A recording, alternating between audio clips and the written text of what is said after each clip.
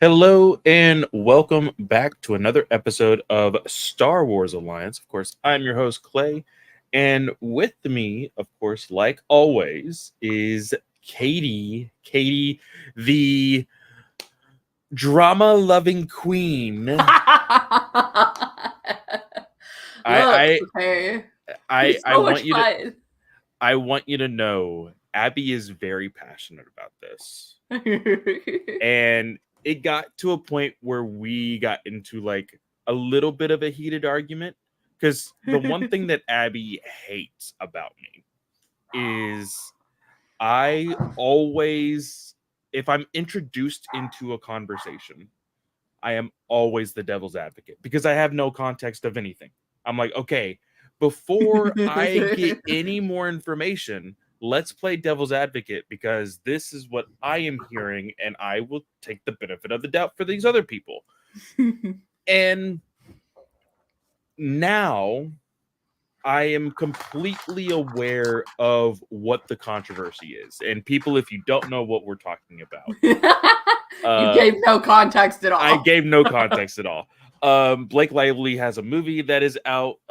Is actually doing really well for a what she advertises and markets as a rom com, but it And in fact the is author advertises as a rom com as well. yeah, but it's not really a It's rom not. com. It's not. Which is really bad. When your marketing does not hit the mark at all. But if you guys want to look up the controversy, look it up. It's starting to be like a lot bigger than I thought it was going to be.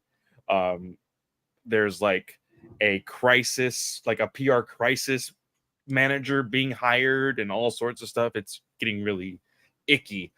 But shameless plug, if you would like to hear more of an opinion and conversation about it, my wife is having a podcast episode about it.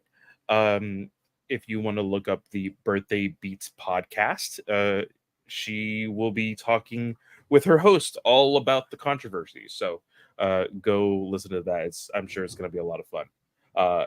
And also not a lot of fun just because of the subject matter. But it is what it is.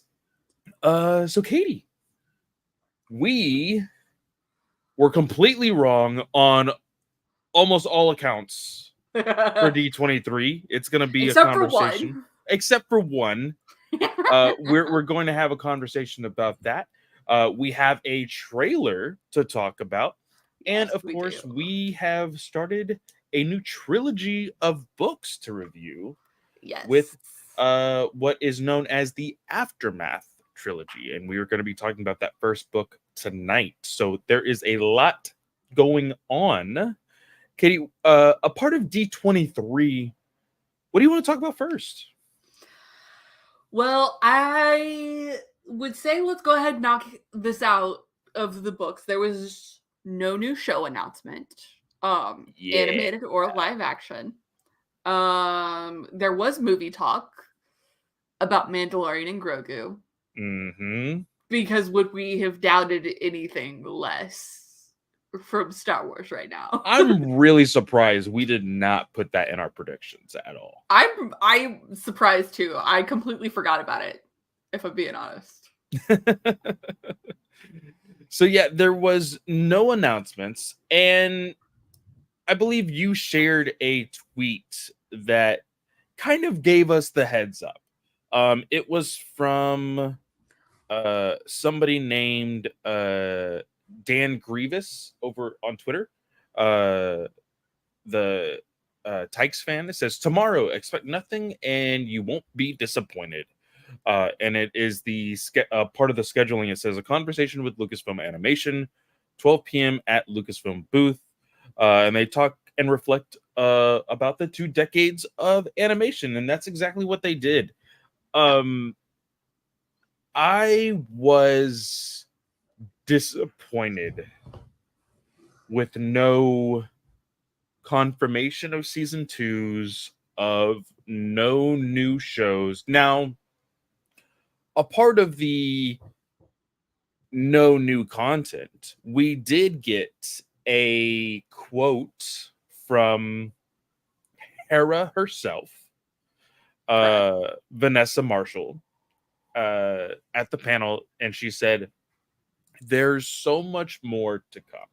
And of course, people are like, "Oh, there's something," but like, there's always something. there's always something. And here's the thing that I want to ask you, Katie. So we know that there was also not a whole lot of unknown quote unquote announcements for the MCU at D23 as well. And it was more so because they've said previously, hey, we're going to draw back on some things. We're not going to be pushing newer announcements or newer content until the stuff that we have already planned in the near future is finished, right? We know that has been true, and they kind of confirmed it here at D23. My thing is, did Lucasfilm really need to do the same? Because we had even less coverage of what is in the near future for Lucasfilm at D23. Yep. Yeah, we had Andor, we had Skeleton Crew, and we had Mandalorian and Grogu, and that was it. Like we said, no new show announcements, and you've got to be thinking, okay, when are we going to get new show announcements? Because right now, the only thing they have set to go for 2025 is Andor. Mm-hmm. So where is that gonna go in the list? Are we gonna be waiting a full year to get Andor season 2 so that they can stretch it out? My worry, and I feel like it's very, very silly and stupid to do so. My worry is Lucasfilm is like, hey, there was such a pop over at Star Wars Celebration 2023. Let's wait until 2025 Celebration to make major announcements. Which is only April. It's only April. It's So it's only really not that April. bad. It's only April. But you still have 4 months January. of Yeah. this year with the only new content came out, I believe, today as of we're recording this. Young Jedi Adventures is the only new content that has come out for Disney Plus since, of course, The Acolyte. But like, it's very frustrating because for me, in my mind, and of course, it can be completely different because of scheduling on everybody else's behalf and everything else. But like, in my mind, you make announcements and then you work towards those announcements, right? So you don't work towards those announcements and then make the announcement. Like, that's not really the way things go, especially because for the most part, a lot of things would get like spoiled as far as the surprise, because people like Daniel RBK and all these scoopers would be like, hey, why are these people like moving to these locations? And why is there a lot of rumblings of like these actors doing this? And it would ruin the surprise. But for me, I would think you need to start getting Ahsoka season 2. Like, that needs to get rolling.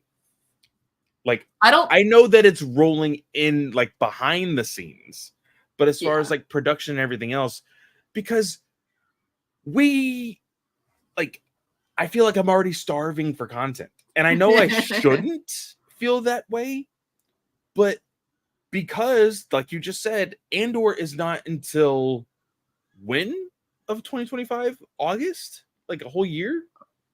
We don't know. We don't know when it'll come out. Ideally, because originally it was set to be this fall winter time frame, because the 2 years from 2022.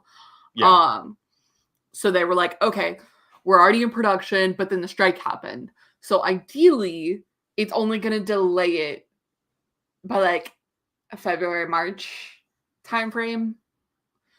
Probably. Most likely, we're looking at it premieres at Celebration. Let's be real. Like, they're going to do premiere at Celebration.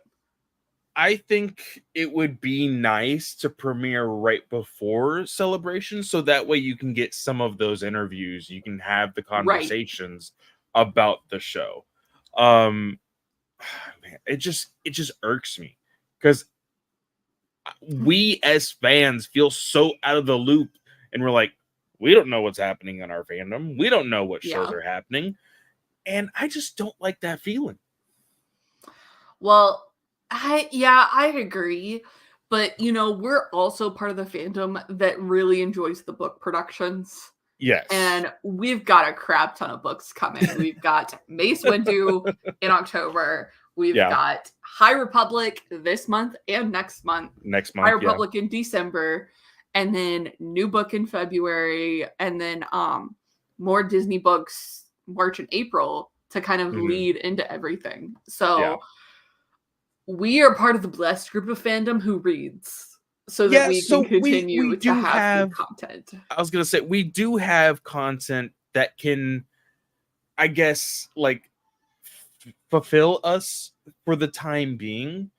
But again, it's the knowing, okay, Ahsoka Season 2 has already been somewhat announced / not announced, you know? Because the only thing was a tease from Filoni with the sketch, and that was it. It wasn't it was confirmed in the Mandalorian and Grogu announcement. Was it? Okay. Yeah. So it said Dave Filoni is producing and is currently at work on Ahsoka Season 2. Okay. So we know things are moving. They're just not moving fast enough, and I think that's just me being impatient for wanting that story to continue, because again, that is untouched territory in that gap that we are assuming is also going to be fulfilled in comics as well. Like that is something that we're within Marvel that's still technically Battle of Jakku. Yeah, within the gap there. So like I want new content. And I think more so I'm feeling that way because right now I'm not watching anything. There's nothing on my schedule that I'm like, I have to wake up early on this day to get this watched, or like, hey, I need to watch this like first thing Saturday morning so that way it won't get spoiled and all of this stuff, which I think is technically a good thing. Like, hey, Clay, relax a little bit. But I'm also bored, you know? It's just like I want something new. Granted, we did in fact get a new manga, of course, Edge of Balance, volume 3. Mine is coming in tomorrow, so we will have that for you guys next week. But yeah, it's just going to take a while, and I know that we will eventually get Young Jedi Adventures watched for you guys as well and review that. That is on our schedule. But I don't know, it feels off, especially because like the one thing that I told you last week, I was like, oh, these movie announcements won't happen because it's D23. It's all about TV shows. And the entire D23 was all about movies. I was egg on my face. That's how I felt. It was 50-50. It was 50. I would say like it was 75-25. It felt like there was a lot of movie announcements. You have like the Stitch, Snow White. You have Avatar, Grogu, Invincibles 3, and Incredibles 3. Yeah. Oh my god, Incredibles 3.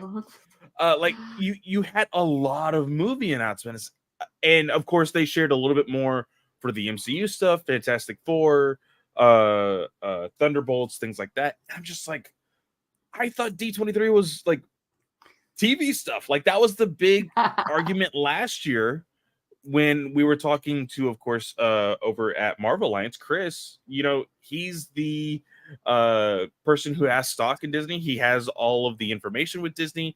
I think he's showed interest in wanting to go to D23 in the future.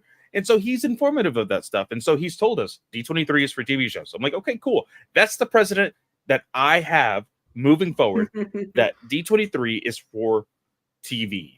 And that is not what it showed. And so to get no confirmation for the future of TV at Lucasfilm, I was a bit upset. Like, you had the I'm sure it was very wonderful, and I want to go back to see if I can find clips of it, or at least like a article that kind of summed everything up. But like the stuff from Manny Jacinto at the Acolyte, I'm sure that conversation was very lovely, and he was very enthusiastic about the Q&A and stuff.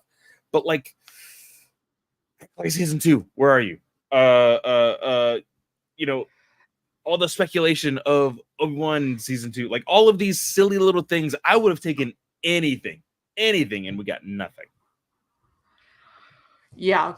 I'm more, I guess, with, and I don't know if, because I'm typically very impatient, but I guess with like the baby and stuff, and I'm like, dang, I can't read like fast enough. I'm like, I'll see what happens. I don't know. But let's talk about the Mandalorian and Grogu footage that was shown. Because there was in fact footage shown. Specifically, the fact that Garzeb Aurelius will be in the movie. What did you think about that? This, I felt, was something that we could have easily guessed, just because of his appearance in season 3. Was very small. It felt like the most cameo thing. Like, Zeb being in season 3 felt like the most MCU cameo I have ever seen in Star Wars. Because it was just like boom and he's gone, right?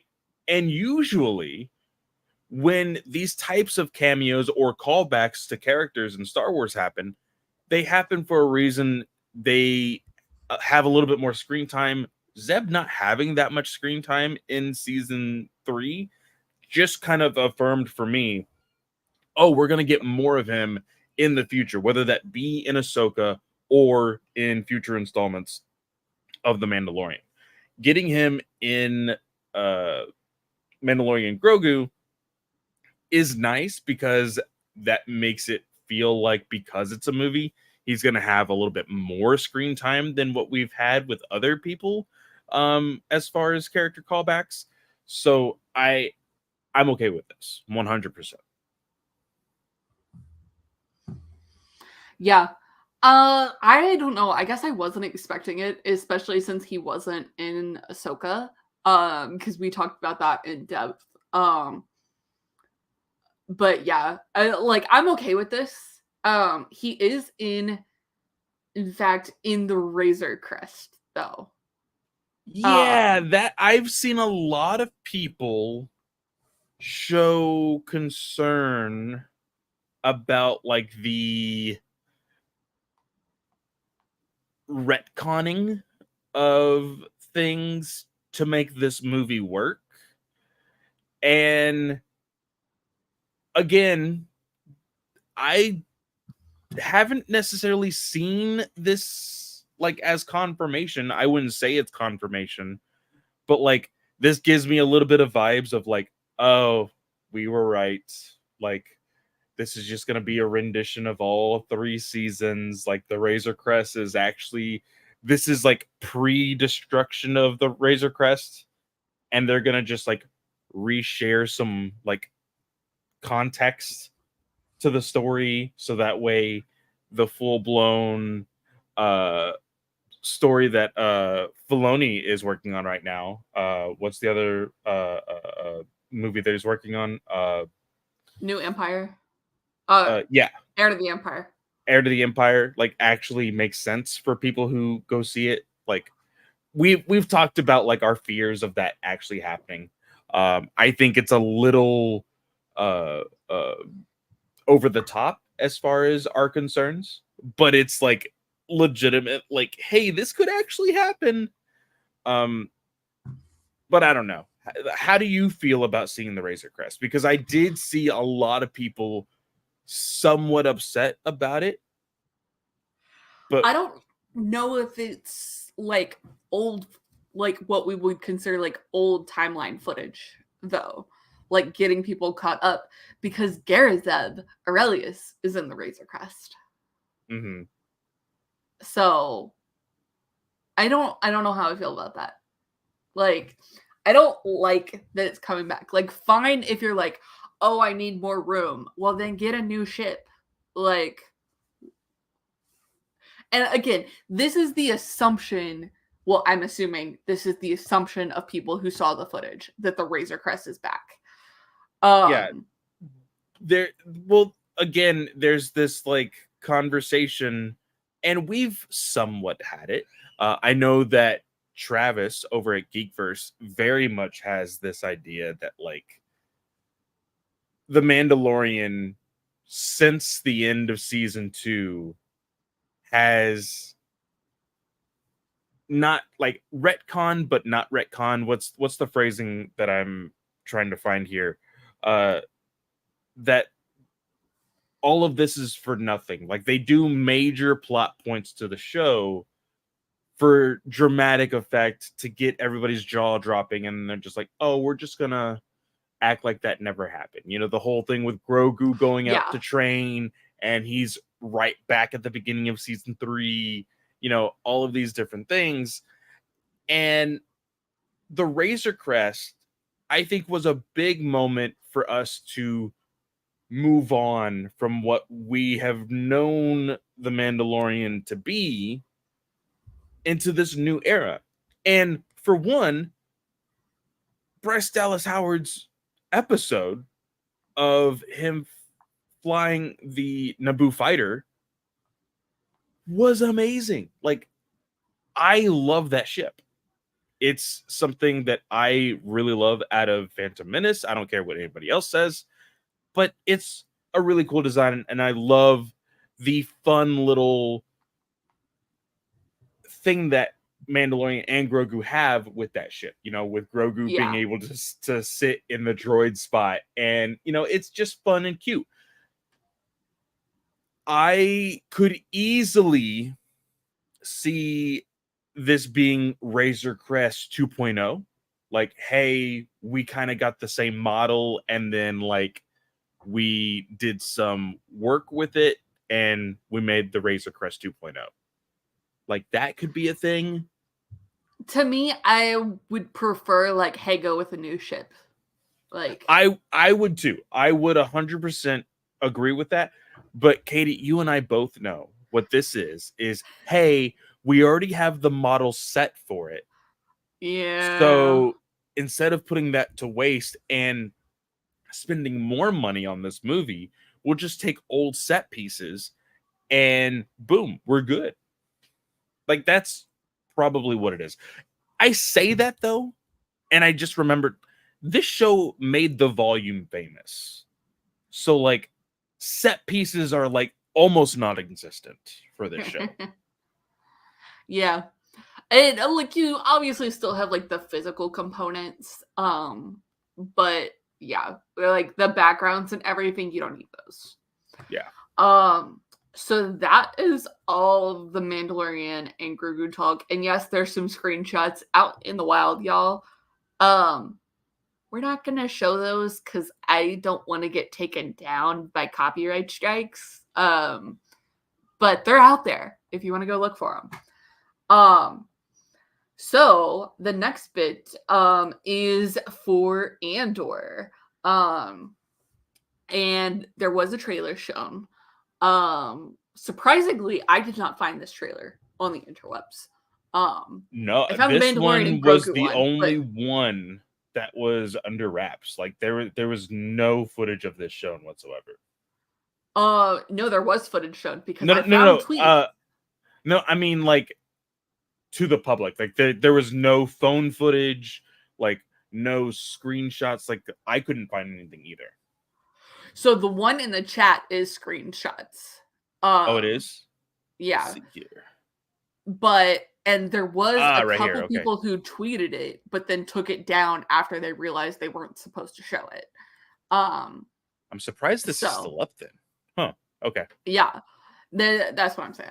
But they have confirmed that K2SO and Krennic are both back, which I told you when Alan Tudyk was announced for Star Wars Celebration. I was like, is this going to be the announcement for K2SO returning?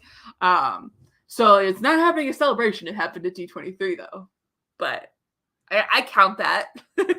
I think that's still confirmation. Like it's you were intuitive to be like, okay, this, because you could easily chop it up to, oh, he's a part of the Star Wars family. He was in a previous Star Wars film. Yeah. But you had the intuition of, hey, maybe this is something more, and maybe he will be in Andor season 2. And boom, you got that confirmation right here. And I think that's awesome. I think the highlight for me, just because I love the actor, he blew up so quickly in the late 20 teens, is of course Krennic.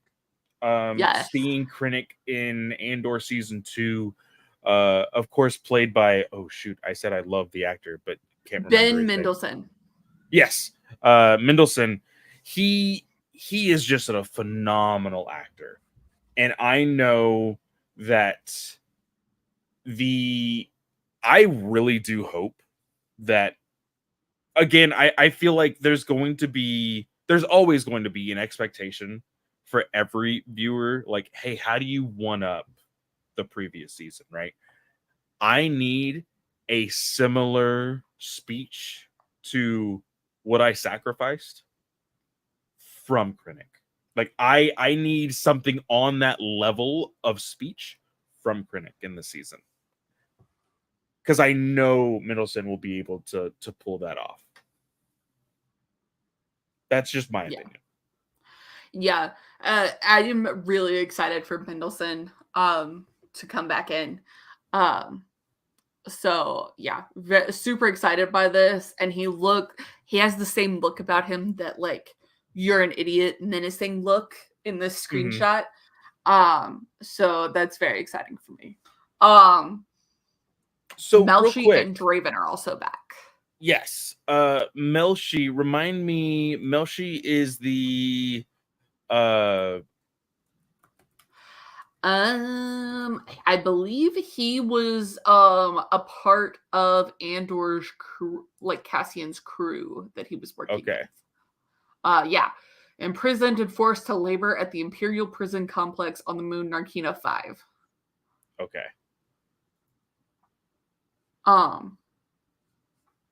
So yeah, Melshi is back, and then Draven, I did remember. Oh, Clay is gone. Hey, so I'll keep talking. Draven, we're gonna Google that on Wikipedia. And this says Draven was a human male who served as a general in the Alliance to restore the Republic during the Galactic Civil War. He was stationed at the Great Temple on the moon Yavin 4 when Jyn Erso was given the task of stealing the Death Star plans by Mon Mothma. So that is who Draven is. So, yeah. Sorry about that. It just all of a sudden just kicked me out, and I was like, "Oh, okay." I kept going, so your editing should be easy. Okay, cool.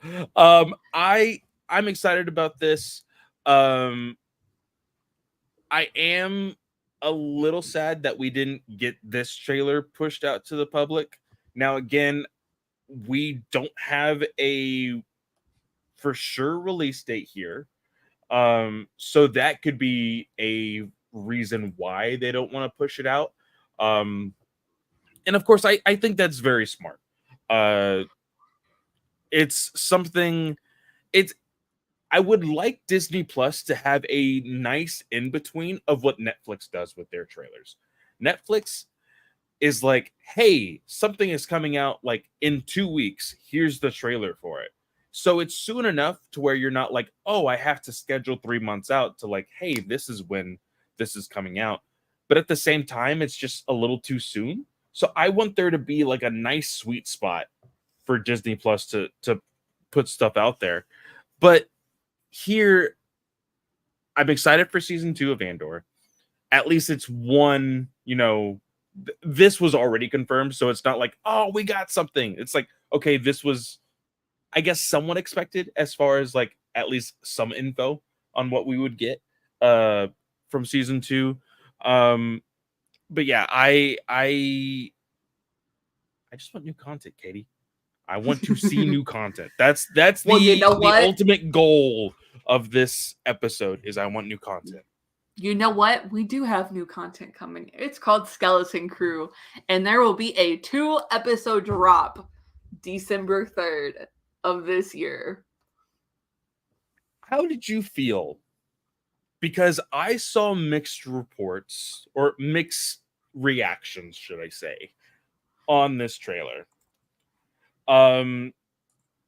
There, I feel like, is some hyperbolic thoughts to the domestication of the Star Wars universe. How do you feel about this trailer? For one, let's just get that out of the way. How did you, after watching the entire trailer, what did you feel about what we could expect from the show? It definitely has that Stranger Things vibe. I did watch a couple episodes of Stranger Things, so I understand what they were going for with that. And that's exactly what it feels like. It feels like Stranger Things from Star Wars. I saw somebody say this is like the Goonies in space. Yeah. That is also like a really fun like comparison, and I think I would have a lot of fun with that as well. So yeah, I get the vibe. Yeah. I've never seen Goonies. I don't understand that reference. Why are you surprised at this point? I shouldn't be surprised. I really shouldn't. But I think you would like the Goonies. I think you would like it. It's a coming of age adventure story with kids. So yeah, I think you would enjoy it. Yeah. There is space involved, so it's not just the suburban Star Wars Yeah. dreams. There is space. And it looks like there's a Force user. At the end. Jude That's Law what I want to is our talk Force about. user. Yeah. That was a swerve that I was not expecting. Especially with from all reports that we had gotten before this trailer, we were getting that like, oh, Jude Law's character is like this pirate and like all of these other things. And like the main focus on this particular trailer is this individual that like wants to go out and adventure and have all this fun. They have heard stories of like the Jedi of old and the Force and all of these other things. And so that's why at the very end of the trailer, when you see this item, I think it's like a thing of keys or something, float in the air, that character says, oh, you're a Jedi. And that's like when the trailer ends. Wasn't expecting it. I don't know if I like it or hate it right now. And I think hate is a very strong word for something that we literally have no information for. But again, it's this idea of like, for us, I like looking at some of the things that don't have Jedi, do not have lightsabers, and all of this other stuff. Also, a little bit of a insider to our Aftermath review. That's where I'm going to be a little bit of a hypocrite, but we'll talk about that later. But with this, I was just like, okay, Jude Law is a Force user. That's interesting. But let's look at all the other stuff that's in here. And I thought of it as just like, okay, these kids are on this planet. They haven't known anything else, and they want to go out in space. Everybody else was like, a suburb in Star Wars. Life is ruined. Star Wars is ruined. This is going to turn me off to Star Wars forever. I'm never going to watch Star Wars again because there's houses next to houses in Star Wars. And I'm like, people, calm down. Like, this is an entire galaxy. You don't think there has to be one or two planets at the very least that have somewhat of like domestic civilization? Like, come on now. Yeah, exactly. Like there is a huge ginormous galaxy. There's the unknown regions of Star Wars where things haven't even been explored. You can't tell me that you weren't expecting like a regular neighborhood, like a planet that looks like Earth. Like, come on now. Like, really? It eventually had to happen, I feel like. Now, so there's this idea, of course, we had heard like, oh, you're going to get a whole lot of stuff that makes it feel like original Star Wars. I didn't necessarily get that vibe from the trailer. Did you get that? I guess I kind of did because of like some of the space stuff. So Okay. like the first glimpse into hyperspace for these kids when they're on that ship, and then like the kid in like the gunner's nest, like that just felt like pure Rebels to me. I know that's not like original Star Wars, but like that felt like Zeb like shooting down ties in Rebels. Like so I got some feelings of it. And like even like the Jude Law reveal, like that honestly kind of feels like Obi-Wan Kenobi taking off his hood. Like, yeah.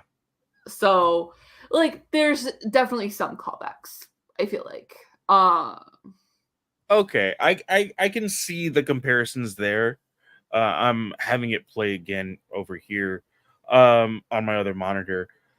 I like the look. I think the cinematography is really, really fun. Colors are very crisp and very vibrant. This does look like, guys, we have another dark series on our hands. So I really hope. Well, that's the thing. Like on this video player, on this trailer, everything looks crisp. It looks like I could see everything for all intents and purposes for those dark scenes. I need to have that same look in every episode. Because if there's going to be one episode where it's going to be in a cave or night, all for the 25 to 45-minute episodes that we're probably going to get, and I can't see shit, like that's going to be a problem. Yeah. And it's an ongoing problem that we've had on this streaming site, and it needs to get fixed. So like all sites really, because House of the Dragon has the same problem. Oh, does it really? Yeah.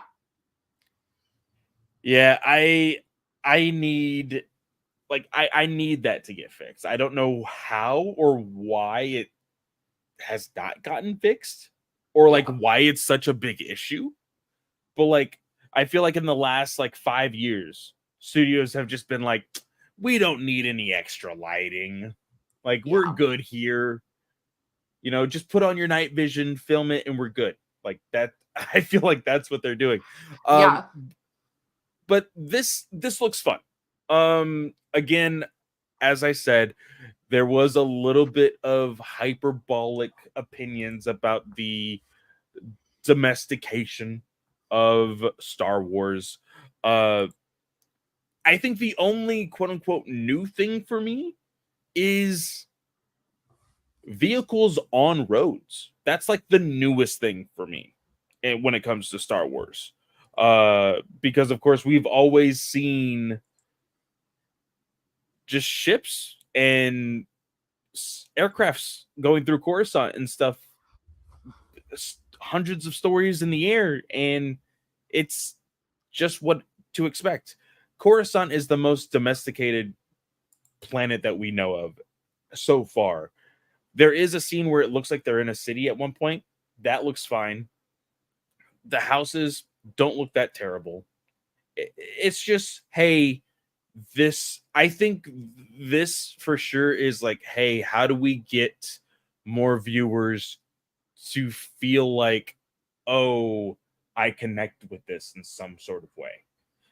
Yeah. And In regards to like the vehicles on roads, though, like they're still in the air. They're just following roads. yes, yeah, Um. So like we've seen like even in Ahsoka, like and Rebels, like the repulsor bikes and everything, because that's true. There was they also, had a little as bit. soon as I was saying it, I remembered the truck in Obi-Wan, Yeah. played by Zach Braff, Yeah. the character that was played by Zach Braff. So yeah, it's a there's already a set precedent for that type of vehicle in the Star Wars universe, but just like having traffic and stuff, like I guess that's the new thing, Yeah. and it looks a little bit more quote unquote normal. But yeah, I think this is fine. I think that, kids are gonna watch this and they're gonna be like, hey, that looks like my room, you know, hey, that looks like my neighborhood. Hey, I have friends like this. And that's, I think, what they're trying to grasp.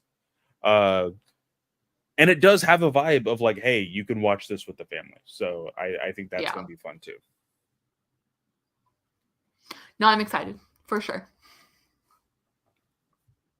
All right. Well, that is it for Skeleton Crew. I don't believe, from I am looking at our chat now, uh that was it for like the main course of things. There was, of course, the animation panel. Again, like we said, it was just a look back at the last 2 decades of everything, Clone Wars, Rebels, Bad Batch, all of that.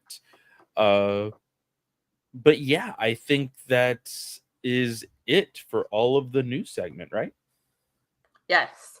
So now let's dive into Aftermath. Aftermath is by Chuck Wendig. It is the first in a trilogy of books leading up to the Battle of Jakku. Um, it released September 4th, 2015. And Wendig got the title after he tweeted on September 4th, 2014 about how he really wanted to write a licensed Star Wars title. Jason Fry and Gary Whitta passed that message along to Shelley Shapiro, who was an editor at large for Del Rey, who felt that Wendig would be a good fit for the project based on having read his title Under the Empyrean Sky. Upon being approached to write the book, Wendig, quote, had a reaction of girlish joy. He wrote the title in under 45 days.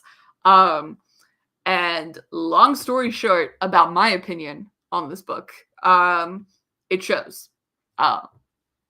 His writing it in 45 days shows. Yeah.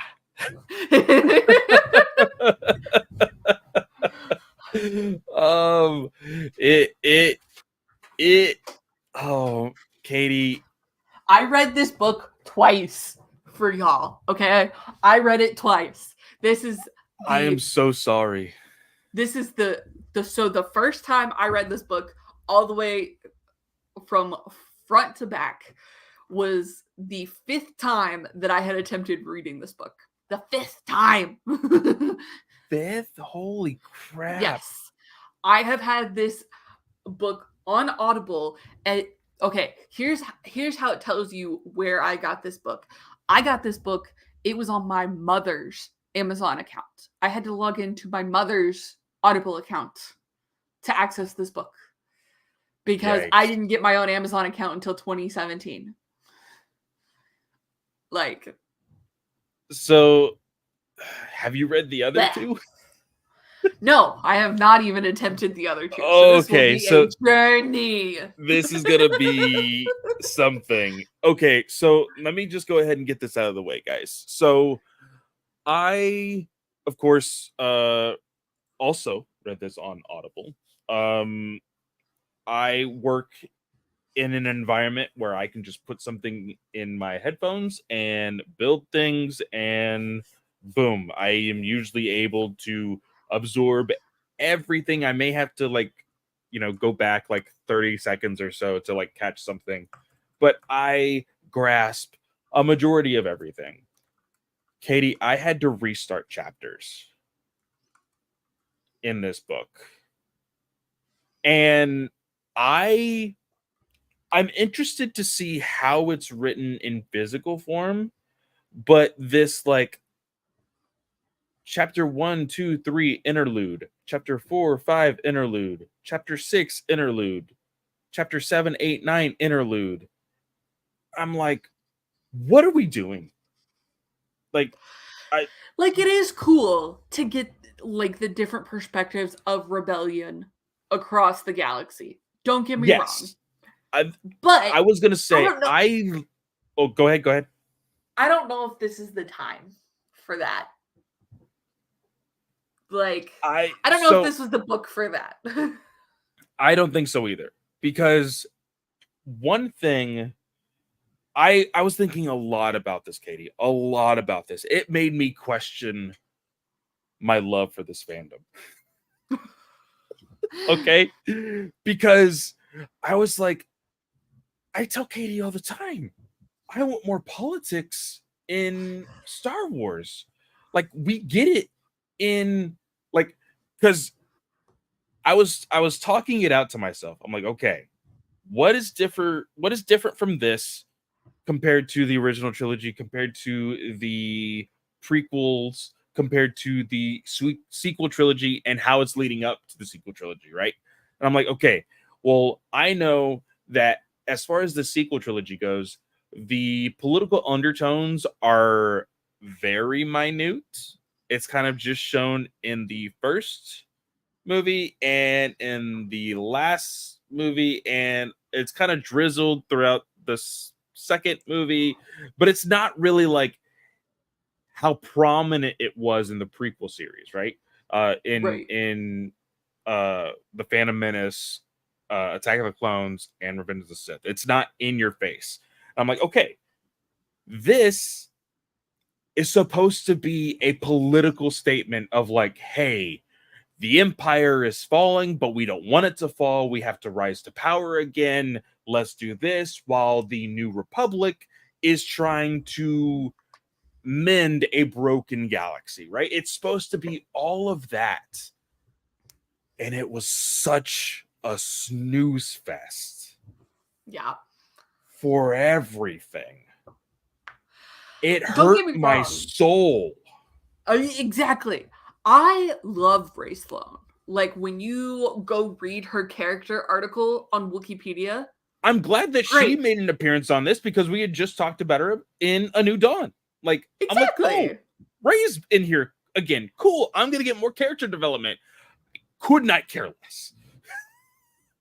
Right. She's all of a sudden this admiral, and we're getting behind the scenes stuff. And yes, y'all, I know this is a trilogy, and you gotta wait for things to be revealed. And clearly there's something going on behind the scenes that Ray knows that nobody else does.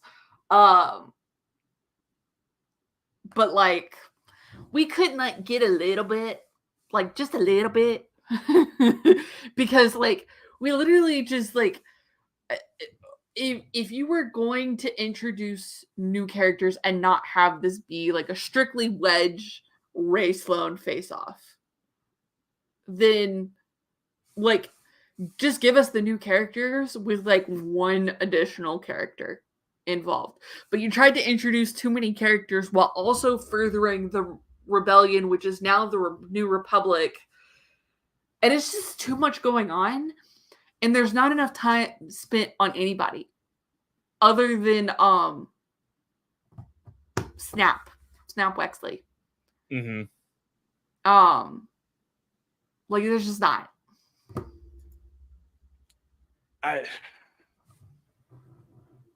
It's very frustrating.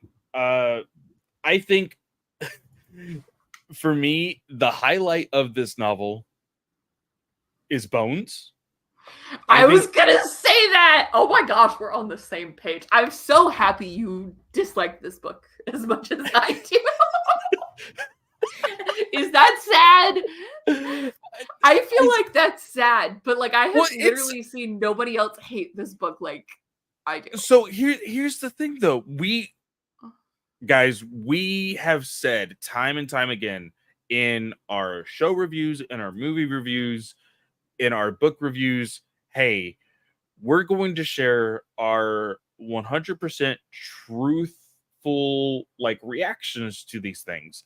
And there has been novels out there that were like, hey, this is not really my cup of tea, but I can see why like they wrote it in this perspective. And like one of the biggest ones for us was Padawan Yep. in the last year. Padawan was something that we liked the connections to the High Republic, but it just felt a little janky the way it was written. Yeah. This, it just felt so like, so for me, you know, I kind of teased it when talking about Andor and Skeleton Crew previously in our news segment.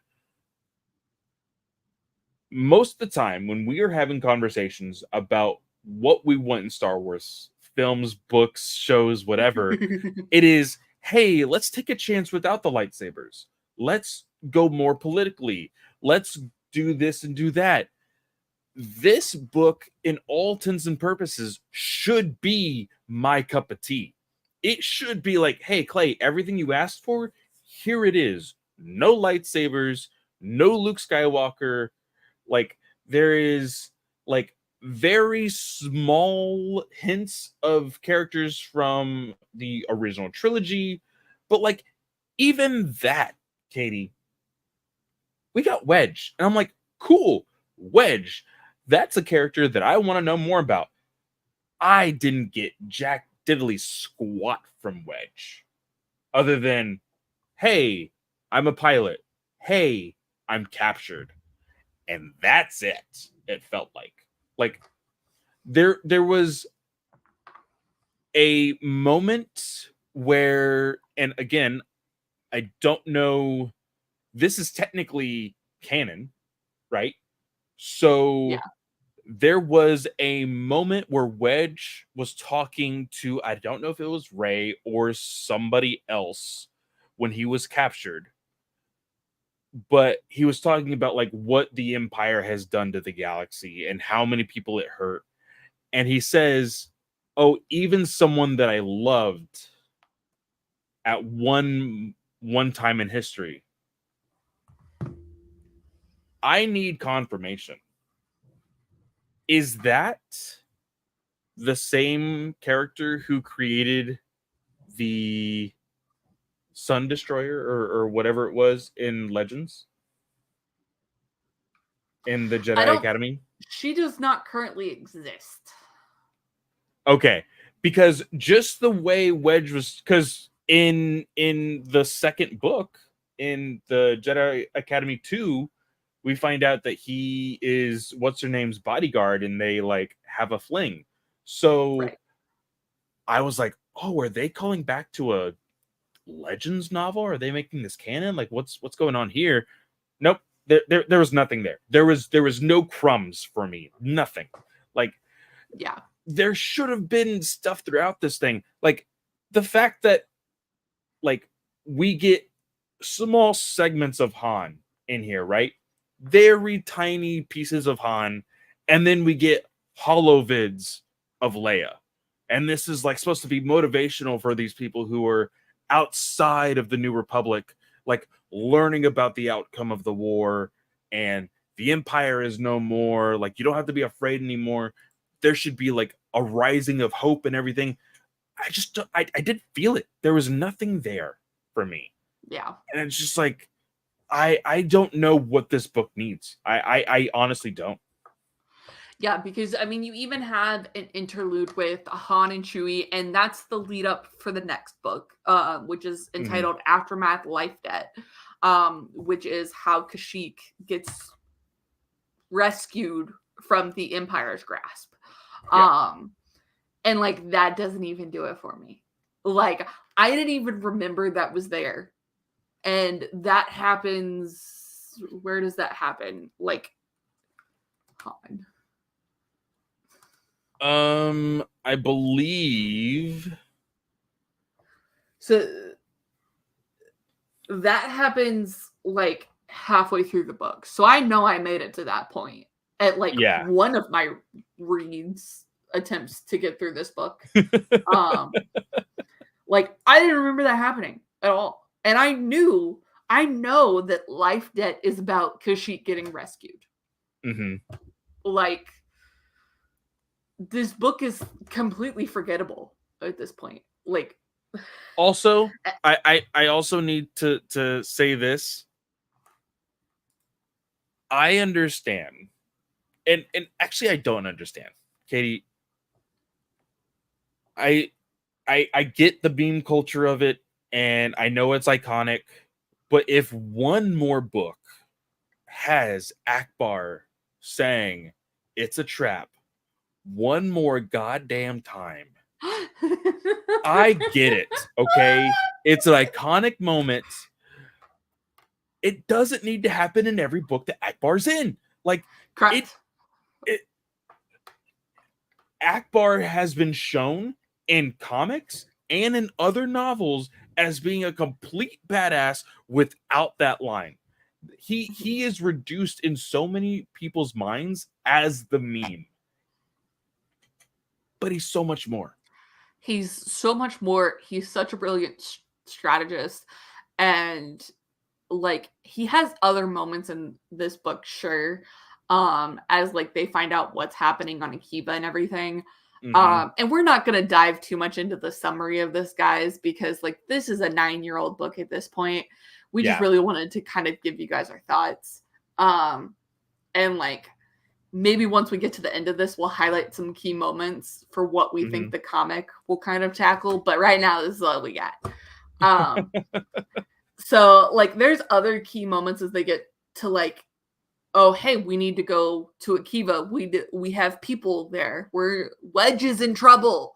Other people are in trouble. The Empire is there. Like, all these sorts of things. And so they have like build up to that. But yeah, no. Okay.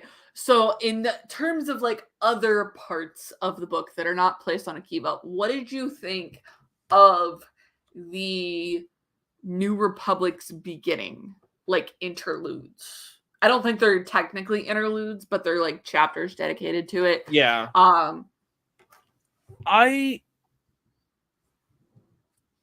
I liked it. Like, honestly, I think I liked the Empire's reactions to the war more so than the New Republic, in all honesty. But like, because there was moments of like, hey, we don't know what to do, because there was a chapter, I can't remember how far into the book it was, but like there was a explanation to the New Republic, like, hey, you stopped the war, but you stopped the war on all intents and purposes, like your like side of the galaxy. Yeah. Like, you see it as finished. We have to deal with the repercussions. We have to deal with rogue Empire troopers, like raiding our planets, taking our crops and all of these other things, and still beating us down. Like, what are you guys gonna do about this? Like, that's the stuff that I feel like I needed highlighted. Yeah. When it was just like a small highlight in one chapter. It was just like, boom. And also, I feel like it's very silly where this person is complaining about this said thing, and they're like, you know what? You're right. You're in charge of that now. Like, you deal with that. And they're like, wait, what? Like, the person who comes up to, I think it's like Mon Mothma's assistant. Yeah. And is like, because that person has like the whole argument that you just said, like, and she's like, yeah, you know what? Your planet doesn't have a representative in the New Republic. congratulations, the Senate meets today. You're the new senator for your planet. Like, it's like, this is not you what don't I want to signed have up an for. election. Like, this, unfortunately, like, I feel like, of course, this is not how American politics work, but like, I feel like, unfortunately, this is how American politics work. It's like, hey, who wants to be in charge of this? You do? Oh, you don't? Cool, you're gonna be in charge anyway. And it's just like, Yeah. like, these people aren't qualified. What are you doing, New Republic? Like, And like, don't get me wrong. Like, it is good that like the person took initiative and was like, "Oh, your planet's not represented. Like, we need a representative for your planet. Like, come voice your concerns." But also, like, it's a move in the right direction, but the decision overall very poorly thought of. Like, it was just like not the right thing to do. Yeah, 100%. So, what did you think about our ragtag group of heroes? Nora Wexley, Tim and Wexley / Snap Wexley, Mr. Bones, of course. Mr. Bones, the And then B1 unit. Sinjir and crap, what is her name? Yes.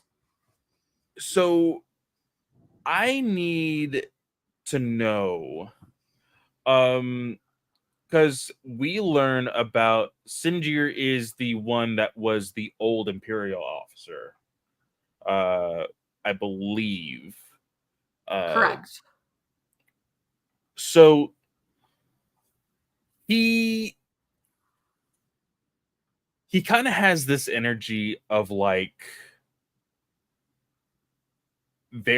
he's very cowardice, and then just kind of happens to fall into everything that is going on. Very early on in the book, he meets a Twi'lek, and they're like, "Oh, like, you know people, and I know people. Like, we could make things happen. Let's, do this and save these people. And things are changing now that the Empire's gone.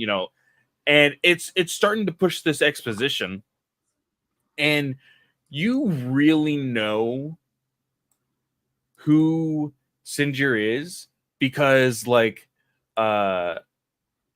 he the Twi'lek is named Orgadoma Dokura, but he references him as, oh, the tailhead. Like, it's that racism, it's just like the stuff that's embedded into the Empire, and like makes you feel gross. And it's like, I shouldn't like this guy, and I don't think I do like him. But near the end, you start to feel like, okay, like, he is making some of the right choices here. He's starting to move in the right direction. This is Sinjir. Is he canonically one of the first gay characters in Star Wars? Yes, he is. Okay, I like that. There's a moment where we meet a bounty hunter by the name of what's her name? Jazz Amari. Jazz, yes. There's a part in this book where Sinjir is walking up to her, and he's like, "Oh, I need to tell you something." And she's like, "I'll do it." He's like, "What?" "When all this is over, we're being a couple." And he's like, "Whoa, what? Hold the phone. That's not what I was coming over here to talk about." Side note, not into it. And she's like, "Into what? Aliens?" Like, of course, because she knows that he's from the Empire, throwing racism out there. He's like, "No, women. I'm not into women. Like, chill out. Like, calm down." See, I don't even remember that part of the book happening, and I read it twice in the last week. I had a good laugh out of it. That's the only reason why I remembered that. But like, I love her as a character also. Yes, Jazz is probably my favorite part. of the book. She has like this dry humor about her, and I think it's just because she is, what race is she? She is a, She's a Darth Maul race. yes. Oh shoot. It was right here. Oh, no, I did not want to bookmark that. Oops. Zabrak. Yes. She's a Zabrak, yes. But she has this like very dry humor, and there's a little bit of history between her and Sinjir. They were both on Endor at the end of the war. Yep. So like we get a little bit of history there and like some trauma, and they like get to talk it out a little bit. I don't feel like a lot comes out of that though. So it's like again. And then the highlights for the other characters, we have the Nora Wexleys. Wexley. Now This is Nora. Nora is a part of Alphabet Squadron, correct? No, She's not a part of that not. book series? She is not. Oh, Aftermath and Alphabet Squadron take place at the same time. Oh, okay. Good to know. So, Nora and Timon have this very broken family relationship. She went out to be a part of the rebellion. He stayed with his aunts. No. Sorry. Timon is the father, right? Timon is the son. Timon's the son? Hold the phone. Yep. So this is he is in the sequel series. Yeah. That's fun. I didn't know that. So okay, so now I get to see his entire story from when he is, also just gonna say this, don't like his death. Very lackluster, and for a character actor that I actually liked. But yeah, so Timon, he has this attitude of like, hey mom, you chose the galaxy and not me, so screw you. You go save the galaxy. I'm gonna stay here. I'm comfortable. I have my own business. I'm running things around here. And it's okay. Like, they have their like happily ever after ending. Yay. But I think again, the only highlight of that relationship is the creation of Bones. Like, Bones is so awesome. When you first see him, he's just like kind of like, okay, it's just a droid. But then when Timon actually gets into trouble and is like, hey Bones, and then he just slaughters everybody, I was like, and I think oh god. I want to say he's a mod. Like, somebody did a mod of him in Lego Skywalker Saga where you could like play Mr. Bones. Oh really? Yeah. That's fun. Because he got that popular. But yeah, Mr. Bones is my favorite. I really thought I would like Nora better, but I also just don't think I know that much about her. And her husband's name is Britton, by the way. Okay, yeah. And Brinton was arrested by the Empire because he was sending messages for the rebellion. So that's how Nora got involved with the rebellion, is she was trying to find her husband and get him rescued. So yeah. There's you know, at the very beginning also, we get a little bit of context that like Nora has a history with Wedge. Not a romantic history, but just like a history of like, hey, we were in the rebellion together type thing. Yes. And there is still nothing from that. Like, there's so, and again, like Katie said, this is the beginning of a trilogy. trilogy. I'm sure there's going to be some bridges and connective tissue throughout the other two books, but I'm just like, this is a start of a trilogy in a already known galaxy. Like, you have to give us more with these newer characters for me to be able to latch onto them. Because Yeah. again, like, getting what we got it was like, okay, it's whatever. Yeah, and I don't want to say too much because I do know how it ends. Like, Oh, because I read all the Wikipedia summaries when I decided not to finish the cheater. trilogy. Well, that's what Shit. Wikipedia is there for.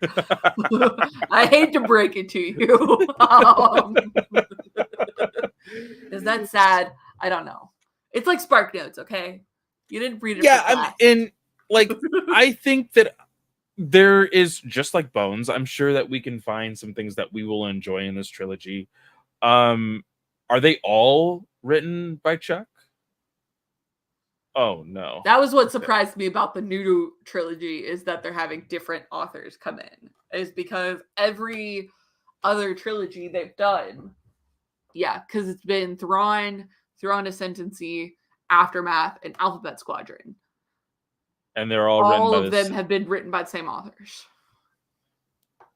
Joy. Okay. Well, hopefully by the second book, Chuck has gotten a little bit more on his feet. Because I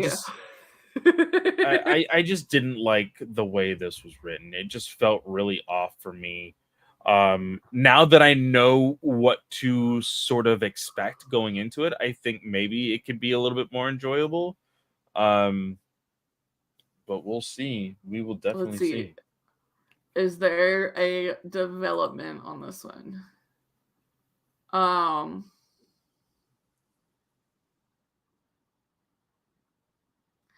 there's not a development one on this one. It does say, as of August 6, 2016, reception for Aftermath Life Debt has been generally positive, particularly in comparison with the preceding Aftermath title. Okay, so they acknowledge, hey, a lot of people didn't like this other one, but they like this one. Yeah. Like, at least they make the acknowledgement there. We'll see in a month. Yeah, we will see. We will, of course, keep to our schedule and have this trilogy out. Are we going to be done before the next series starts for comics, or?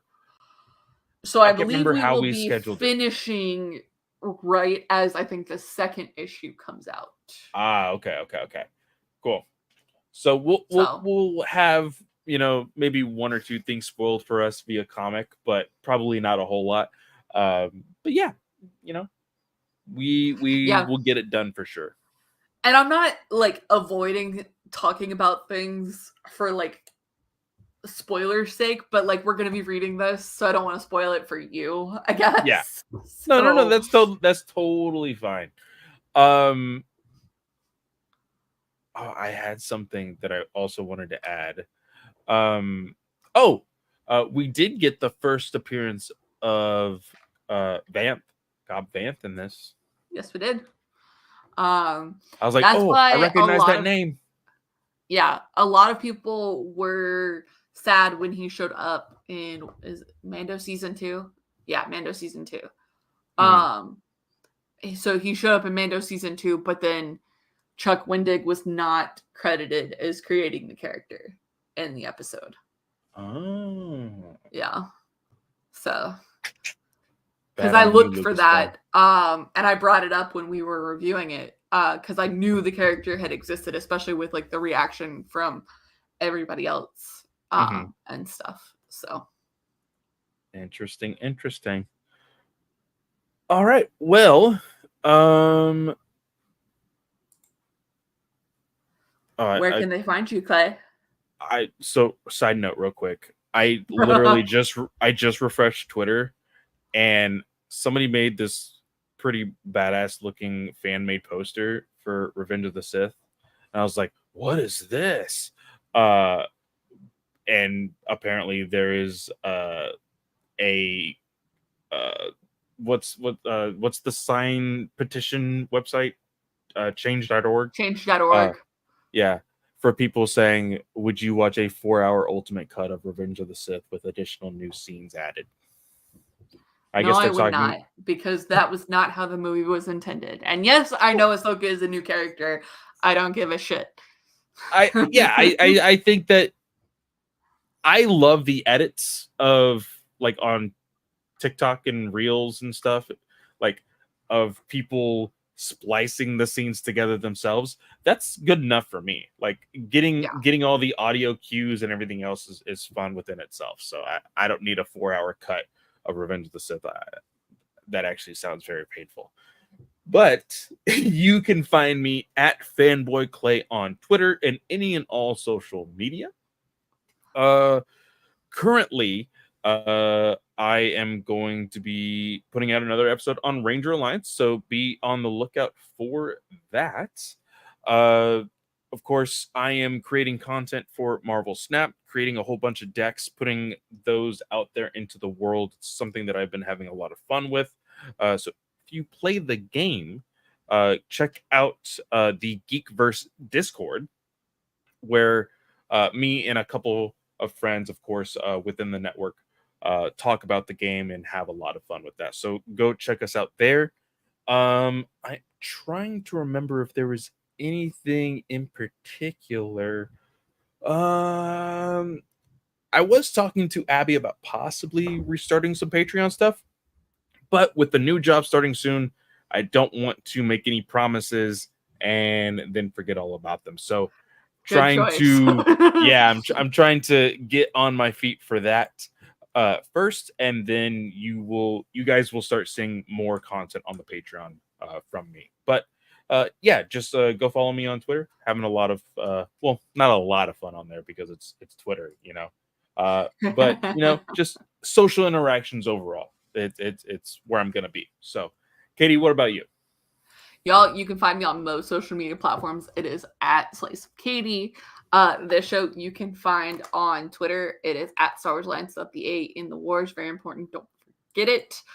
You can also shoot us an email at StarWarsAlliance@gmail.com. Remember, there's no A in the Wars.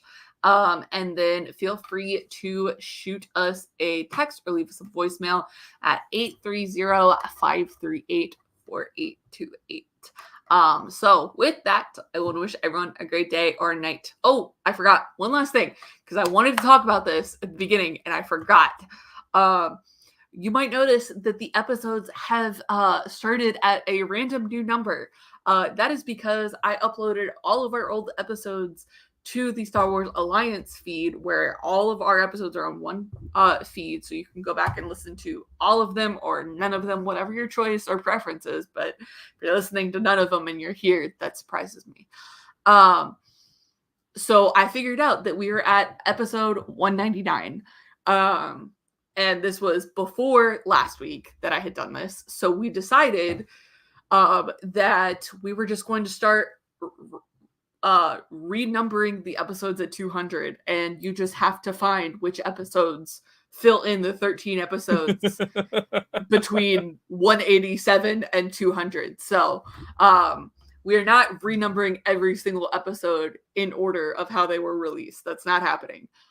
But we started over at 200 last week, so today's episode is 201. So every episode will have a number on it now, so that we can keep better track in the future. So yeah. Yes. Yeah. That was my fault, because I was like, oh, I'll be clever. I won't put an episode number on the book reviews so it's easier for people to find.